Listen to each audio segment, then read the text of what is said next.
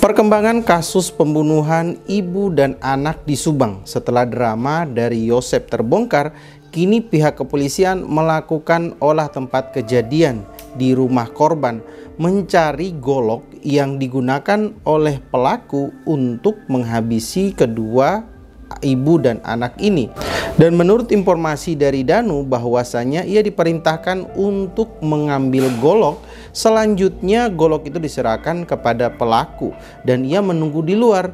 Setelah ia mendengar teriakan dari korban, barulah ia masuk ke dalam rumah. Dan inilah.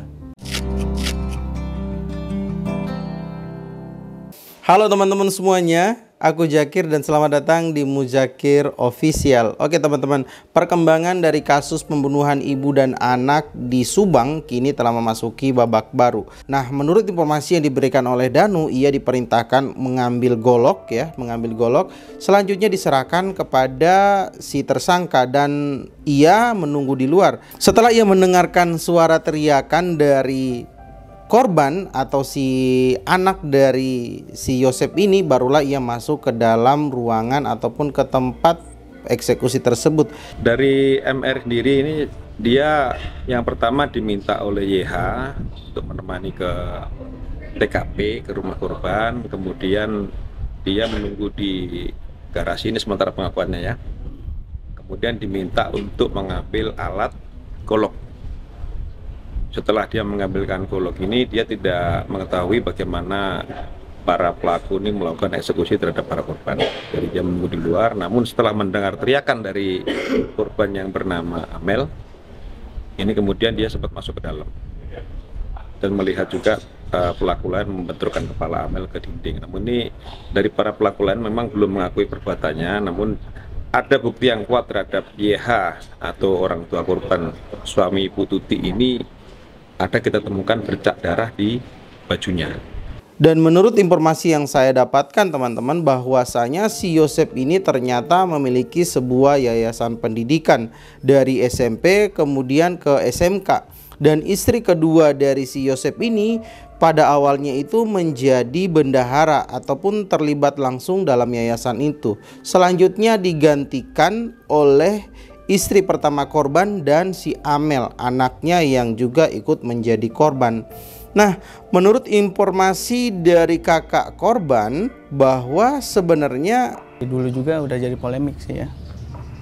Apalagi kan ada ya inilah gitulah antara istri muda sama mama lah gitu, seperti itu sih. Udah dari jauh-jauh hari juga ada sih. Ironis banget ya, dan kita bisa lihat bagaimana mimik wajah ya dari si pelaku, kemudian si istrinya dan kedua anak dari istri keduanya ini seakan-akan menyiratkan bahwa ada kebohongan di dalam pernyataan-pernyataan yang mereka berikan. Dan benar saja, setelah si Danu ini melakukan kesaksian atau ia kayaknya udah risih sih dengan kasus ini dan ia masuk ke kepolisian dan mengungkapkan semuanya. Menurut informasi juga yang saya dapatkan, ternyata dari kelima tersangka yang telah ditetapkan oleh pihak kepolisian itu hanya ada 2 tersangka, yaitu si Yosep sendiri dan si Danu sendiri yang dilakukan penahanan. Ironis banget kasus ini bisa terjadi. Semoga apa yang diharapkan oleh publik mengenai keadilan yang bisa diterapkan kepada pelaku-pelaku ini itu dapat diungkap dan si pelaku itu mendapatkan hukuman setimpal dari apa yang ia lakukan. Nah, kira-kira menurut kalian bagaimana mengenai kasus ini? Mari kita diskusi di kolom komentar, dan jika kalian ada rekomendasi-rekomendasi kasus lain yang bisa kita bahas, boleh deh disampaikan di kolom komentar. Dan terima kasih.